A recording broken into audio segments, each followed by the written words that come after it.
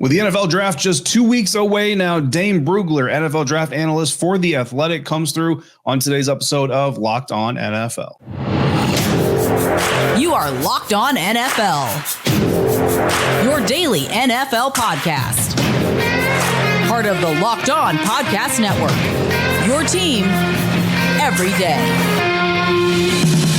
And welcome into your Friday episode of Locked On NFL, your daily podcast covering the National Football League, part of the Locked On Podcast Network, your team every day. Thanks so much for making Locked On NFL your first listen of the day every day. Don't forget that you can subscribe for free on YouTube or wherever you're listening to this podcast. I am David Harrison. We'll be joined by my co-host Tony Wiggins here in just a little bit. We are on Twitter at dharrison82 and at Talking Shop Wig. Both of us credential members of the media. Tony's covering the Jacksonville Jaguars. I am covering the Washington Commanders. And both of us are here with you as part of Locked On NFL every Monday through Friday, along with our everydayers and everydayers. We always appreciate you coming through every day. Today's episode is brought to you by FanDuel. Make every moment more. Right now, new customers get $150 in bonus bets guaranteed. That's $150 win or lose. So visit FanDuel.com/lockedon to get started today. On this episode, Tony and I are going to name a couple of underrated prospects who are getting day 2 buzz, but may get day 1 selections.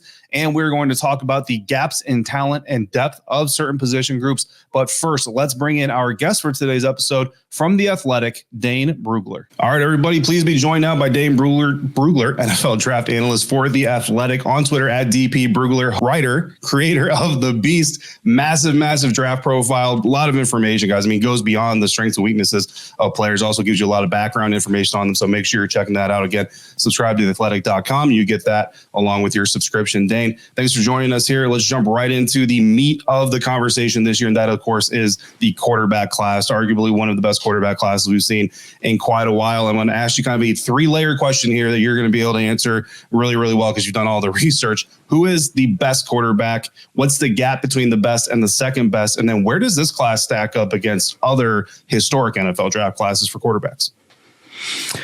Well, I think Caleb is the cream of the crop. I really do. He's going to go number 1 for a reason. You need to have a player that it has the physical skills, but he also, from a mental standpoint, I think he plays with rare football awareness, with the way that he can operate from within the pocket or outside the pocket, his understanding of where his guys need to be and what the defense is trying to do to stop them. I think he gets a bad rap for, a lot of people say it's a lot of backyard football and he's running around out there and it's not going to work in the NFL. A lot of times he's making these decisions because he has to, because of what the defense is showing. There's a method to the madness with Caleb Williams. And I do think that's important context when you're watching him make some of these plays that a lot of people will criticize and say, oh yeah, fun play, but it'll never work in the NFL. Well, he's not doing it to show off. He's doing it because that's what the certain play calls for. It's going to be really fun watching him in Chicago next year, assuming he's going to be the number 1 overall pick. We all think he will be. He's going to a really good team, or at least a team that looks good on paper, with the wide receiver talent. The offensive line will be better. The defense is improving. So Chicago, might not be a playoff contender right away with a rookie quarterback, but they're at least trending in the right direction, and that's fun to see. And then after that, I think that there is a little bit of a gap, but not a huge gap. I'm a big believer in Drake May at North Carolina, the number 2 quarterback. I think there's, again, same type of thing, not a huge gap, but a little gap until you get to Jaden Daniels with the 3rd quarterback. And then I would say even, again, a little gap, not a huge gap, to J.J. McCarthy of Michigan, the 4th quarterback. And, even though I don't think that they are for the 5 or 6 best players in this draft necessarily, there's a good chance that's how it's going to end up on draft day, which, we've never seen 4 quarterbacks go off the board 1, 2, 3, 4. It's never happened before. So there's a chance we could be making NFL draft history. And this class will be, most classes are known for the quarterbacks. That's how we kind of remember it. That's what everyone talks about, and with good reason. And it won't be any different this year, especially when we have 4 guys that are going to go very, very early. And then it's, okay, when's the next guy? When's Bo Nix or Michael Penix come off the board? So yeah, this is going to be a quarterback class that really drives the conversation both before the draft and then after it.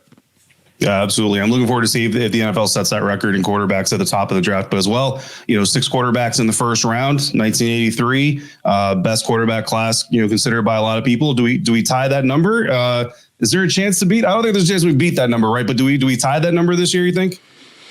I would take the under. I think if I had to put a number on it, I'd probably say 5. Obviously we're going to see 4. And then between Bo Nix and Michael Penix, I think one more maybe gets in there. But you know what? It's tough because all it takes is one team. 31 teams can see Michael Penix as a 3rd round pick. All it takes is one to have a late 1, early 2 type of grade on him. And, every quarterback gets that bump. There's a little inflation involved to make sure you get your quarterback. So it would not surprise me at all if we end up getting 6, but I think it's more likely that we have 4 or 5 quarterbacks go in the first round, more similar to a couple of years ago, there was a 2021 class with Trevor Lawrence and Zach Wilson and Trey Lance and Justin Fields and then Mac Jones. We had 5 in the top 15. Which had never happened before. So this year I think it'll be closer to that, which, it's funny looking back at that class now of those 5, how many of, Trevor Lawrence is the only one that's really lived up to it. And, even the Jaguars aren't a perennial playoff team just yet. So no sure thing with these quarterbacks, that's for sure. Yeah, for sure. Moving on from the quarterbacks, though, other position groups that need to be addressed in the NFL, certainly other position groups that are important to the success of NFL teams. Which position group outside the quarterbacks is the deepest in this year's class, in your opinion? You got to go wide receiver, right? I mean, I think certain positions are strong at certain points, like offensive tackle. We're going to see those guys fly off the board in the first round. Defensive tackle is surprisingly a nice position on day 2. We might see 1 or 2 go in the first round, but once you get to day 2, that's where the strength of defensive tackle class is. But wide receiver, it doesn't matter. First round, 3rd round, 8th round, 7th round. You're going to have wide receivers fly off the board. And, we're going to see a lot go in the top 50. Wouldn't be surprised if we see 13, 14, maybe 15 receivers drafted in the first 2 rounds this year. And it starts at the top, obviously, with Marvin Harrison Jr., Malik Neighbors, Rome Odunze, 3 of the best players overall in this class. Malik Neighbors, to me, if you were in last year's class or the year before, he would have been my number 1 player in the entire draft. He just happens to be in a class this year with Caleb Williams, who's my 1, and then Marvin Harrison Jr., who's my 2. Malik Neighbors is just a really good number 3 player in the class. So it'll be interesting. All 3 of these guys are going to go top 10. It's just a matter of where.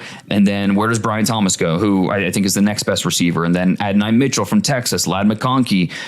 Even though it is a deep class, we're going to see these guys come off the board really quickly in the first 2 rounds because teams, this is the NFL today. You need weapons. This is how you score points. This is how you affect the scoreboard. This is how you win games, is by having dynamic talent at the wide receiver position. And so even though it is a deep class, it's not one of those positions where you say, I'll wait, I'll get my guy later. Sure, you can do that. But at the same time, you want the best. You want the guys that are highest on your board at the premium positions, and wide receiver, absolutely one of the premium positions now. More coming up from our conversation with Dane Brugler of The Athletic on today's episode of Locked On NFL, part of the Locked On Podcast Network, your team every day.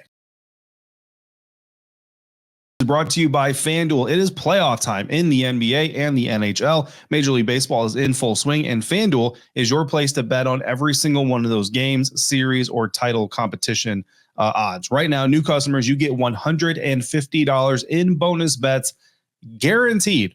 Literally $150, no matter what. Win or lose, you get $150 in bonus bets that you can put on spreads, you can put on props, you can put on parlays, you can build your own parlays, bet on everything from slap shots to home runs to slam dunks, all on an app that is safe, secure, and super easy to use. The Boston Celtics are favorites to win the NBA Finals, so if you think they're going to win the whole thing, put your bet on them to win the whole thing. Put some bets on them to win individual games. Visit FanDuel.com/lockedon and make your first bet an automatic win.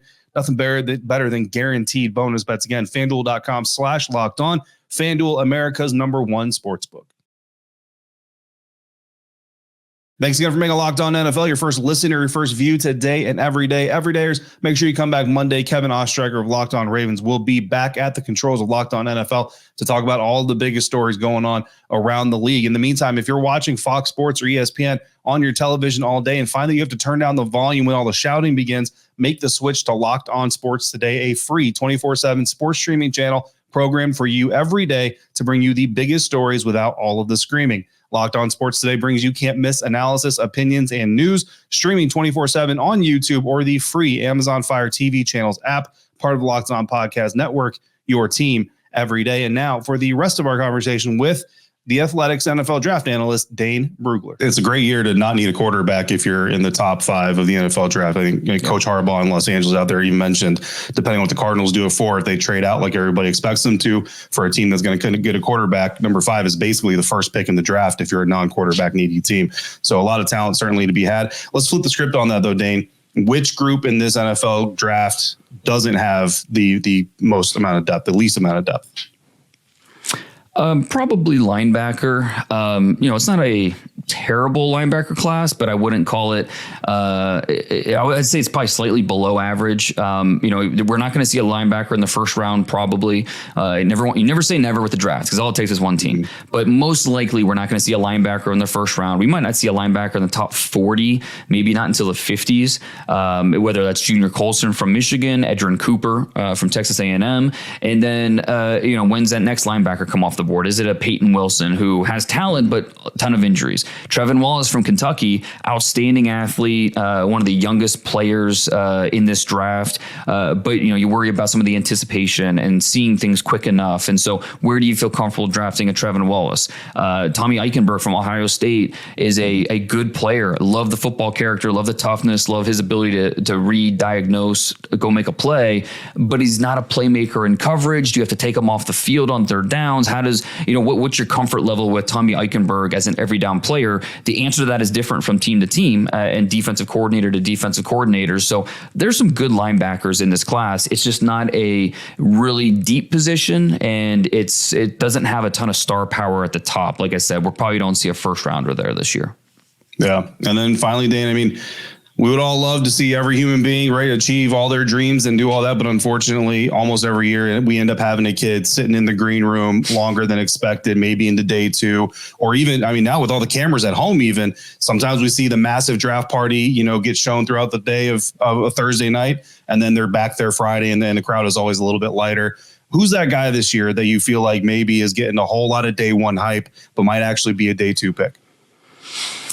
I think obviously, you don't want this for anybody. You don't wish that on anybody. But I think when this happens, it's something injury related, or, like he looks like a first rounder on tape, but he was dinged from medicals, or, it's something where, teams just have a few questions there. And a guy like Jackson Powers Johnson from Oregon has, he's been dinged up with injuries over his career. Even though he's just a 3rd-year junior, he's been dinged up, multiple concussions.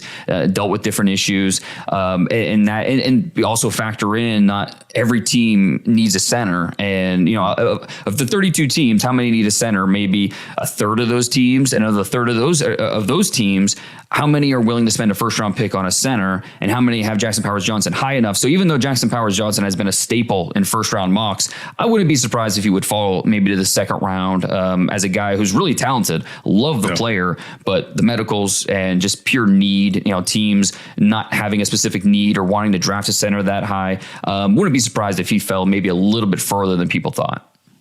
Yeah, absolutely. And every non-first round pick will tell you it's not where you're picked. It's how you make the best of the opportunity that you end up getting. So no matter where he goes, as long as he makes the best of that, certainly has control of his career. Dane, appreciate you coming through, brother. Everybody make sure you're following Dane Brugler on Twitter at DP Brugler. Check out The Beast, part of your Athletics subscription. So if you're not already subscribed to theathletic.com, again, well worth the price. Dane, good luck. I know you got a lot more work still ahead of you as the NFL draft comes close. So I appreciate you taking some time to talk with our audience.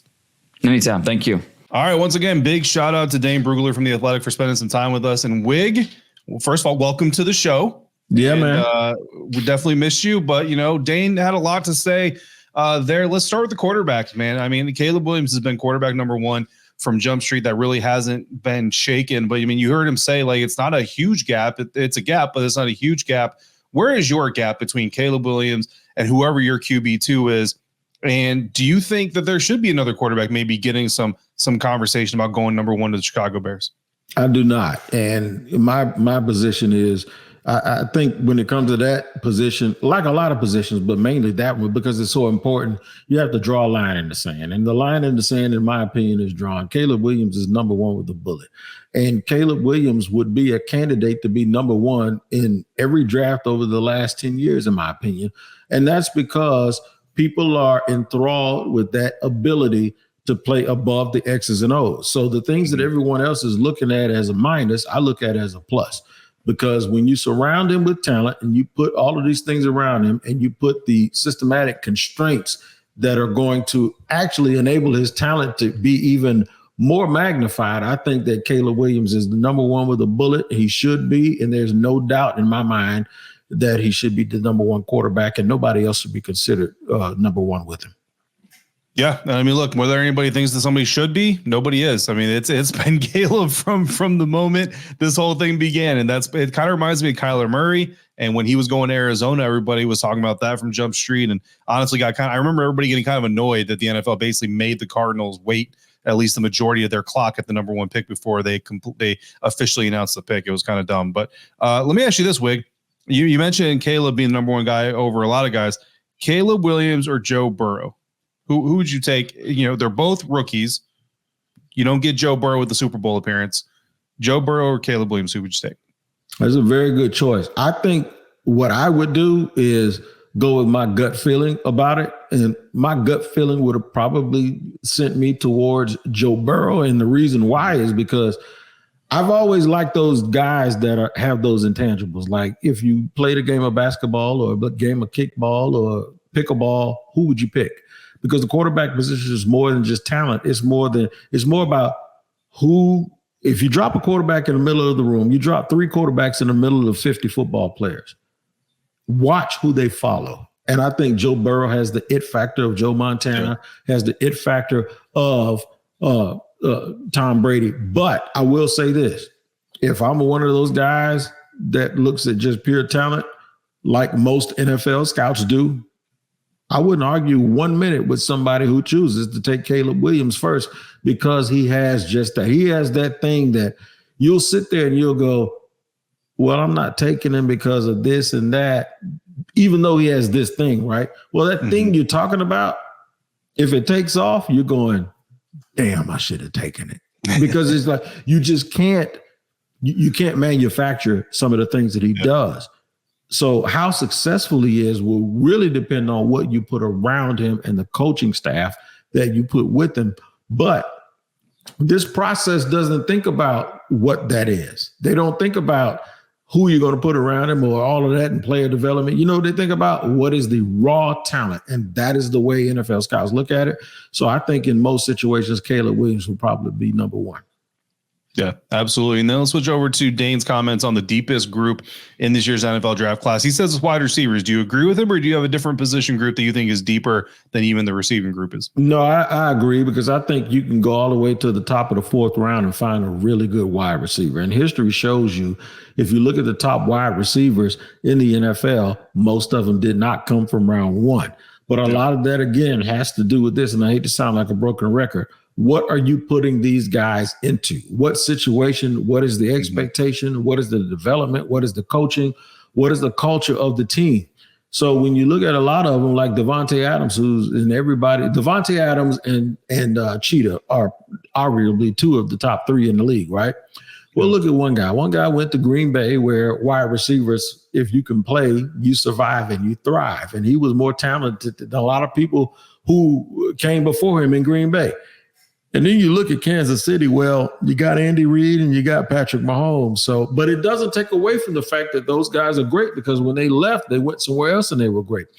But what it does magnify is it all depends on the situation you bring those guys into and what the expectation is. A lot of times losing teams draft really good wide receivers early, expecting them to come in and be Larry Fitzgerald, but they don't have a foundation around them that maybe a Larry Fitzgerald thrived in. So it's always about the bigger picture with all of these prospects. But in terms of drafting, yeah, wide receiver is very, very deep. I would also think that cornerback, some people would think that corner is deep, even though it's not as top heavy. I think when you get beyond those first 2 or 3 guys, like there will be 3 wide receivers taken, maybe even 4 taken before a cornerback is even taken in this draft. But I guarantee you, when you get down to number 12 and 13, there'll be a lot of corners right there hanging in with those wide receivers that are taken, because maybe they aren't worth a first round pick, but they are very valuable and could be very good players down the line. Yeah, no, absolutely. I mean, it's really intriguing week because we got a lot of young quarterbacks that are going to go in this draft in the first round or maybe even the second round, a little bit of them. But you figure there's anywhere from 4 to 6 quarterbacks in this NFL draft that you can look at and say a team can win with this guy if they nurture him and build around him the right way. And what's one of those ways we talk back about Joe Burrow. What's something that everybody's jealous about with Joe Burrow is that he's got Jamar Chase. Now, you may not be able to get one of these guys' teammates per se, but pair them with a young receiver in their same rookie class. You don't have to wait another year like the Bengals did to go get the other piece to that dynamic duo. You might be able to get yourself a dynamic duo this year because of the depth of the wide receiver group. And then, of course, we hear Dane talk about potentially a guy like Jackson Powers-Johnson. And again, not wishing it on anybody, just acknowledging it. Pretty much every year, someone has to sit longer than they're expected to. But every year, we also get guys' names called in the first round that maybe some people didn't see coming in day one. Wig and I are going to tell you one player each that we think could be that guy in this year's NFL draft. That's coming up next on today's episode of Locked On NFL, part of the Locked On Podcast Network, your team every day.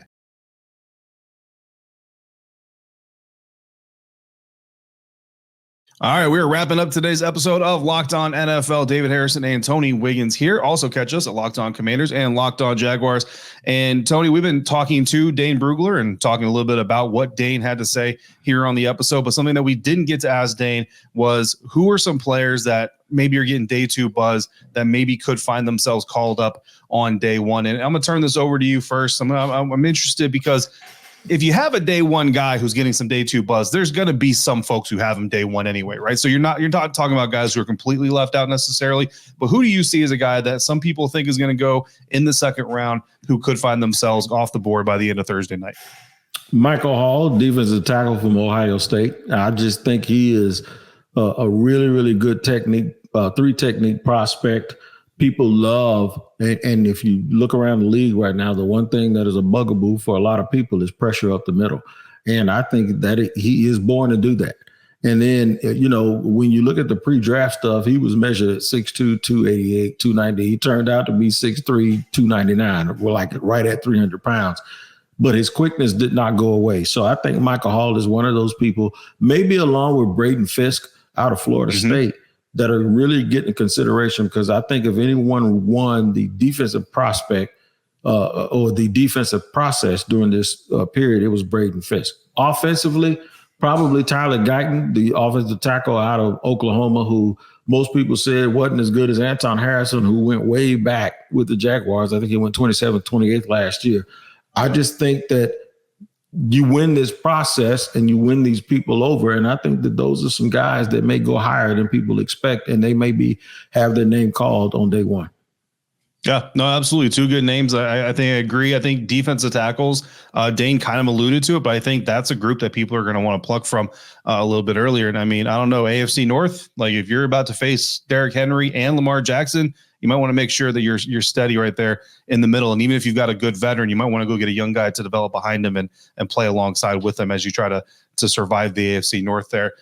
For me, I'm going to go Cooper DeJean. And Cooper is interesting because I know there's some people who have first round projections for him. And I know I've seen him in some first round mock drafts, and I don't want to give too much of a spoiler, but I know there's a mock draft coming up that's very exciting where he does in fact go in the first round, but I'm also seeing him in like the 40s range. And to me, when I look at a guy like Cooper DeJean, I look at his skill set, I look at his ability on the defense, but now also you add in the special teams ability. This dude could literally play. I mean, I don't even want to actually say if you have the right coaching and the right situation and enough oxygen on the sideline, he might be able to play a little bit of offense for you. You know what I'm saying? So Cooper DeJean is the type of player that I think every head coach would love to have, because there's literally 2 phases of the game, 3 different sets of operations, whether it goes from punt, kickoff, or coverage, that you can use him in. And I just don't see how a guy like that escapes the first round. As far as the offensive side of things, I was actually interested. Braden Fisk was on my list for the defense side. You mentioned him as well. And Tyler Guyton was on my list as well. I'm going to go with another tackle, Amarius Mims. I think every quote unquote top tackle, there seems to be there's Joe Alt, right? And then there's like the second layer, and the second layer's got like 5 dudes in it. And I think that layer ends with Guyton and with Mims. And I think all of those guys are gone. I think Jordan Morgan out of Arizona is your top tackle when we get to day 2, which means Guyton's got to go and Mims has to go as well. So I think all of those first and second tier tackles are going to come off the board in the first round, because I just think that, again, this league is too dependent on young quarterbacks, mobile quarterbacks, and on being able to run the game in crunch time. And I've been saying it for years, Wig. There's not 32 starting left tackles or right tackles in the NFL. So if you find the opportunity to get one, especially get one with a 5th-year option, you're going to go up there and take it. If the Chiefs don't want one of those guys, which I think they're going to want one of them anyway, somebody will trade up with him at 32 to go get that guy. I think Mims is going to be really, really good. And if he's there when the Chiefs select, I think they're going to take him. Mims can play left tackle. Look, but the thing is, folks keep harping on the fact that he only had 8 starts. Go back and look who he was playing behind. Okay, it's not like he was sitting there at Akron or somewhere. And shout out to all the Akron people. But my thing is, are you kidding me? Everybody who was playing behind ended up being a first-round draft pick. Braxton Jones and all these. The thing is there's a difference. And he says that he took 40% of his tackles, 40% of his snaps at Georgia at left tackle. And the coaching staff has said that. And the fact that I follow high school recruiting helps me with this a little bit. I think he's going to be a massive superstar in the National Football League. Mm-hmm. He has everything you want. He's built like a power forward. He does not look like a guy that weighs 342 pounds. In fact, he looked like he weighs 290. He is strong and fast, and I totally agree. I didn't include it on mine because I thought he would be gone. I assumed that Mims would be gone by 21 or 22 at least. So, but I do agree with you. I think in fact, I don't even think Jordan Morgan's going to last until the second round. I believe teams will prioritize protecting their quarterbacks. And even if they have to do it a year early when they have an aging left tackle, they'll draft a guy and play him at right tackle and then move him over, because it is critical that you get guys that are big and strong and fast. Like right now, the team that I cover, the Jaguars, one of the things they said in the offseason is we're not big and physical enough. Mm-hmm. Well, you know what you do to alleviate that problem? You load up on offensive linemen, especially if you have one that's aging. And if you have one that is okay, but he's not really, really good. Imagine if you hit on Amarius Mims if you're the Philadelphia Eagles.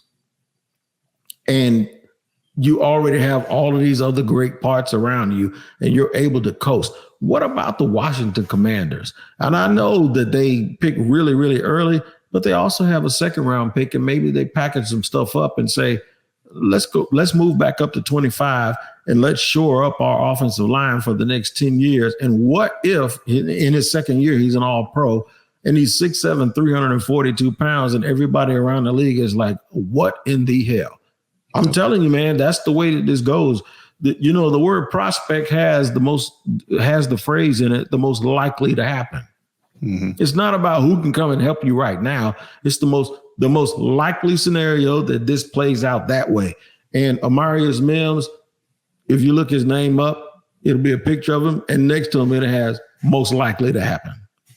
I mean, look, man, you bring up a lot of really good points, and I always go back to the Tampa Bay Buccaneers. They took the 4th offensive tackle off the board in 2020, and that dude just so happened to be all-pro Tristan Wirfs, who's the best offensive tackle from that class. So, just because he's not the first guy off the board doesn't mean he's not going to be a potential future all-pro for you. And certainly you shouldn't, it's hard because you want to evaluate production, you want to evaluate play. And when a guy doesn't get on the field right away, or he takes a little bit of time, but let's not punish guys for being loyal and be committing to their word. I committed to this team. I'm staying with this team. I think Chris Braswell, edge rusher out of Alabama, you know what I mean? He's a guy who could have transferred and gone to another major program, probably started right away, but he went to Alabama. He stuck with Alabama. He waited his turn. And when he got on the field, he showed out pretty well. And I think that his evaluation is being docked a little bit because not a lot of. In fact, Mims hit the portal. Mims hit the portal because he saw what was in front of him.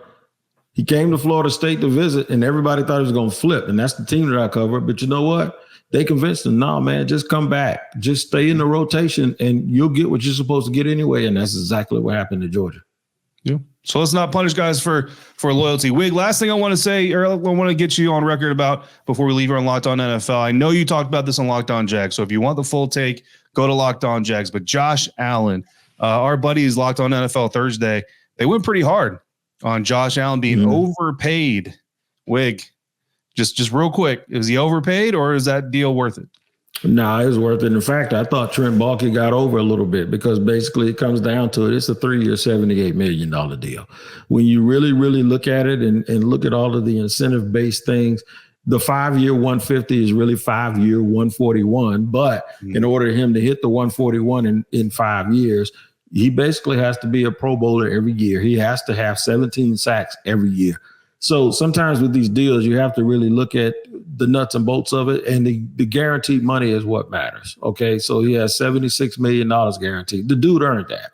He got 17 and a half sacks. So there'll be people that say, okay, in year 1, he had 10 and a half. In year 5, he had 17 and a half. And in between that, 1 year he had 2, 1 year he had 8, 1 year he had 6. But they don't understand why that happened. This was a terrible team in those 3 years. It was an awful team. He was not healthy in about a half of that time. So I was a big critic of him because I used to say, if he's worth all of that, then just watch him. The point is if 30% of the time they have him dropping off in coverage, then you can't take the raw stats and compare him to those other players. I will say this, though. Since he's been in the league, he's top 5 in pressures. Coaches talk all the time about sacks being overrated and pressures being the biggest thing. Well, if he's top 5 in pressures, he needs to get paid. The bottom line is we can say whether we think personally you'd pay him, but it all comes down to this. If you roll down the street and there's a for sale sign in front of the house and you go, I don't like it, it ain't worth $500,000. Doesn't matter what you think. What did the rest of the houses in the neighborhood go for? And, Montez Sweat and Brian Burns, they haven't done what Josh did. So therefore, it ain't about you, worrying about what you think he's worth. It's about you comparing him to the relative things of what everyone else got paid. And that's why I talk about it with quarterbacks all the time. Every time somebody says to me, a quarterback's not worth $40 million because he hasn't won anything and his team doesn't advance. And I just say 2 words, Kirk Cousins. Hey, boom. Man. If the Jags get 60 to 70 sacks out of Josh Allen over the next 4 years, they will happily write those checks. So absolutely. Congratulations to Josh. If you want more on Josh Allen deal, make sure you check out Wig at Locked On Jags. You can check out Locked On Commanders and myself and everything going on over there. Coming up Monday, Kevin Ostreicher of Locked On Ravens will be back to lock it down from the weekend. So make sure you come back. Make sure you're subscribed. For your second listen of the day, check out Locked On Jags or Commanders, or stay right here. Go over to Locked On Sports Today, the first ever 24/7 sports streaming channel on YouTube. As always, thank you so much for making Locked On NFL your first listen of the day. Every dayers, thank you for coming through on a regular basis like you do. For Tony Wiggins, I'm David Harris, and we'll see you right back here next Friday, for another episode of Locked On NFL, part of the Locked On Podcast Network, your team every day.